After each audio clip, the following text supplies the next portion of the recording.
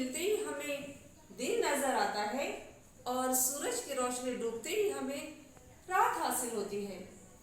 रोजमर्रा जिंदगी में हम कई रोशन चीजें देखते हैं, जैसे सूरज, चांद, मोमबत्ती, बल्ब वगैरह वगैरह। इनमें कुछ चीजें रोशनी का कुदरती मंबा है और कुछ इंसान की बनाई हुई मसनवी शय है।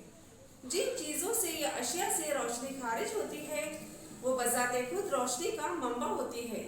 इन्हें रोशन शय या चीज कहते हैं। सूरज ये रोशनी का एक अहम कुदरती मंबा है।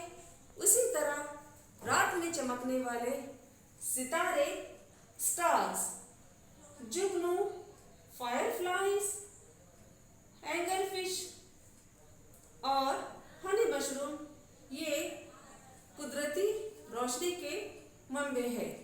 तो आइए बच्चों, आज हम सबक नंबर 14 रोशनी और साया इसका मुताले करते हैं।